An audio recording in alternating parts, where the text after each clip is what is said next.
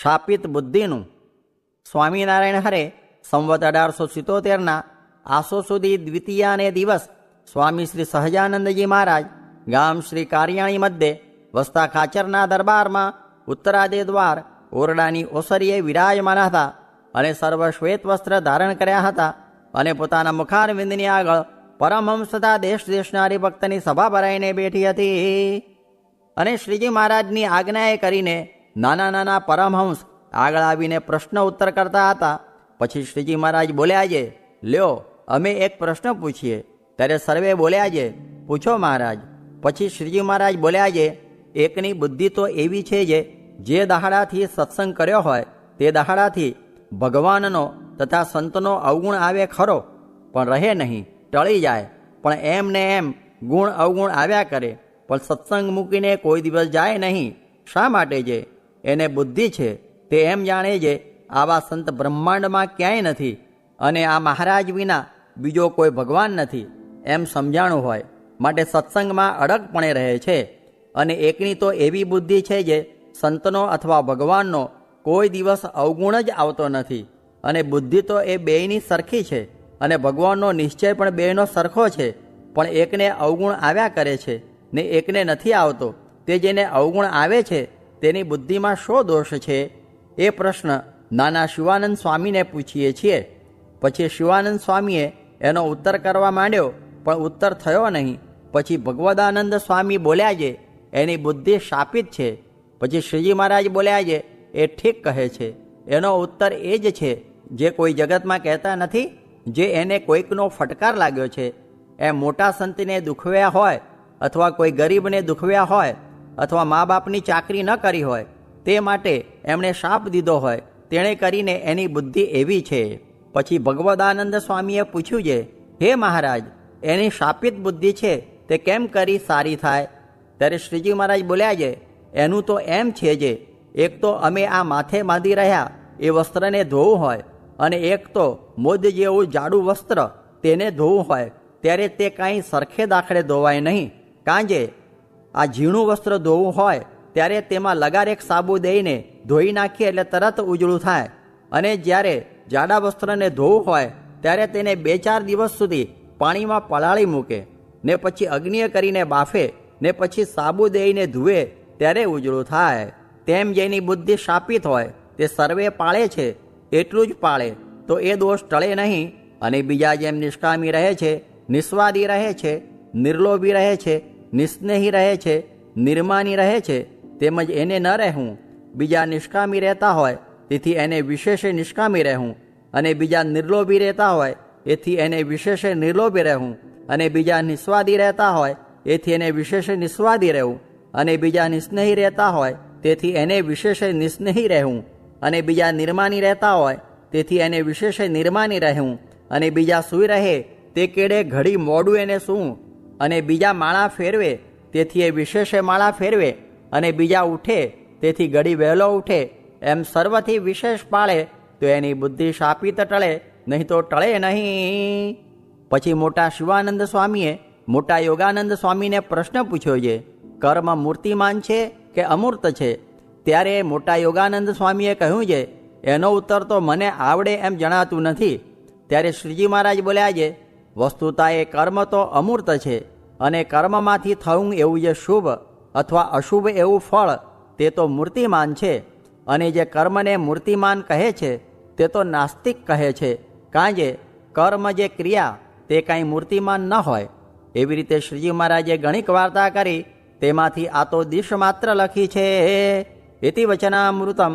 એવી રીતે કારિયાણી પ્રકરણનું બીજું વચનામૃત જે તે થયું. ભગવાનના ભક્તને 3 પ્રકારમાંથી એક પ્રકારનું ધ્યાન તો રહે છે. તે નિશ્ચયરૂપ ધ્યાન રહે કે સાધુ પાસે જાવું છે એમ રહે, કે હું ભગવાનનો ભક્ત છું એમ રહે.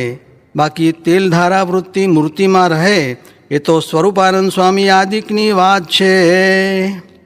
સ્વામિનારાયણ સ્વામીએ વાત કરી છે, પ્રતિલોમ કરવામાં 4 વિઘ્ન છે. તેની વિકતિ જે સ્ત્રી, દ્રવ્ય, આ લોકની મોટાઈ ને ક્રિયા. સ્વામિનારાયણ સ્વામીએ વાત કરી છે, લખવું ભણવું તે તો ઠીક છે, ને ભક્તિનું કાંઈ શરૂ આવતું નથી, પણ નિયમ રાખી બબ્બે ઘડી આત્મા અનાત્માનો વિવેક કરવા માંડે, ને બબ્બે ઘડી રટણ કરે, ને બબ્બે ઘડી વૃત્તિઓ રૂંધીને બંધ કરે, ને બબ્બે ઘડી ભક્તિ કરે, તો એમ જણાય જે જીવ વૃદ્ધિ પામે છે તો ખરો, ને નિયમ વિનાનું તો પાણીનો ઘડો ઢોળ્યા જેવું થાય છે. સ્વામિનારાયણ સ્વામીએ વાત કરી જે પ્રથમ કાંઈ નહોતું ને આટલા કારખાના થયા અને હજી થાય છે ને વળી થશે, એ તો વધતું જ જશે. પણ મુખ્ય તો કથા વાર્તા, ધ્યાન ને મોટા સંતનો સમાગમ એ જ કરવાનું છે. સ્વામિનારાયણ સ્વામીએ વાત કરી છે આ તો નિયમે કેટલુંક વર્તાય છે, પણ સર્વ વાતની છૂટ મૂકે જે જેમ જેને ફાવે એમ વર્તું, એવી આજ્ઞા થાય ત્યારે કેટલું વર્તાય એમ પોતાનો તપાસ કરવો. સ્વામિનારાયણ હરે સ્વામીએ વાત કરી જે ભગવાન ભજવામાં 3 વિઘ્ન છે. એક લોકનો કુસંગ, સત્સંગમાં કુસંગ ને ઇન્દ્રિયો અંતઃકરણનો કુસંગ. માટે એ સર્વેના છળમાં આવવું નહીં, ને સત્સંગમાં કુસંગનો જોગ થાય ને બ્રહ્મરૂપ હોય તો દેહરૂપ કરી નાખે, ને સત્સંગમાં સારાનો જોગ થાય તો દેહરૂપ હોય તેને બ્રહ્મરૂપ કરે. સ્વામિનારાયણ હરે સ્વામીએ વાત કરી જે સૂઈ રહેતો હોય પણ તે ભારે ભગવદી હોય, તે આપણાથી ઓળખાય નહીં. તે ઉપર ગામ ભાદરાના ડોસાભાઈની વાત કરી જે એ મંદિરમાં આવીને સૂઈ રહેતા ને બીજા અડધી રાત સુધી બેસતા, પણ તેની બરાબર થાય નહીં. સ્વામિનારાયણ હરે સ્વામીએ વાત કરી જે પદાર્થ ઝાઝા ભેળા ન કરવા, નિકર મૂંઝવણ થવાની, ને વાસના રહે, ને દેહ સારું પદાર્થ છે અને દેહને તો વેરી જ ગયો છે. તે ભજન કરવા ન દે, વાંચવા ન દે તેવો છે, ને દેહાભિમાન મૂકી સર્વે દોષ જાય છે.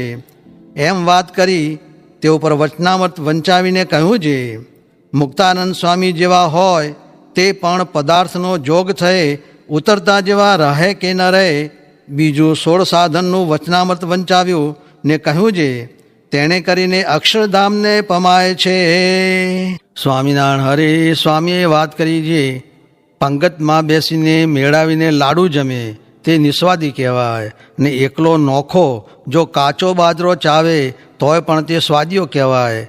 તે માટે જુદું પડે જ બગડે છે, અને નિસ્વાદી કેને કહીએ?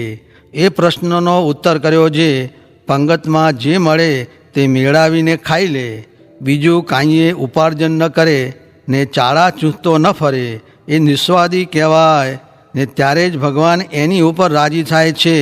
તે રાજી કરવાના ઉપાય સાધુનો સમાગમ ને નિયમ એ 2 છે.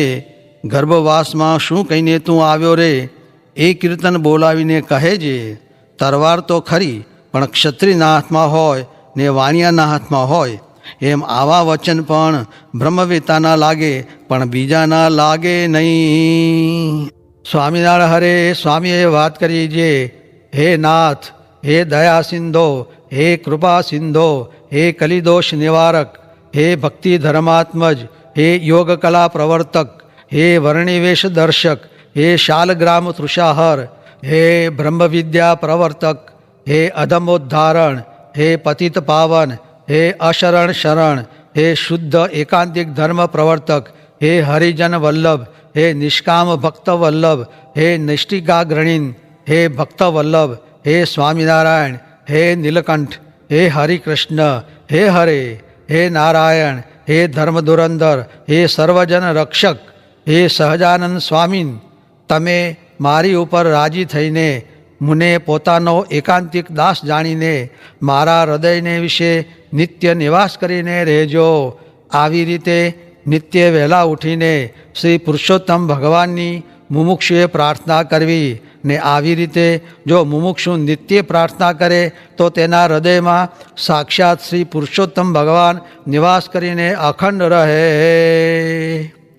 આવી રીતે શ્રી પુરુષોત્તમ ભગવાન અગણિત જીવોનું કલ્યાણ કરવાને અર્થે પોતાનું જે સમગ્ર ઐશ્વર્ય પ્રતાપ તે સર્વે જીવને સહેજમાં દેખાડતા હતા. તે ઐશ્વર્ય પ્રતાપ તે મૂળ અક્ષર મૂર્તિ સદગુરુ શ્રી ગુણાત્યાન સ્વામીએ પોતે દીઠેલું, તેમાંથી આ તો સંક્ષેપ માત્ર છે.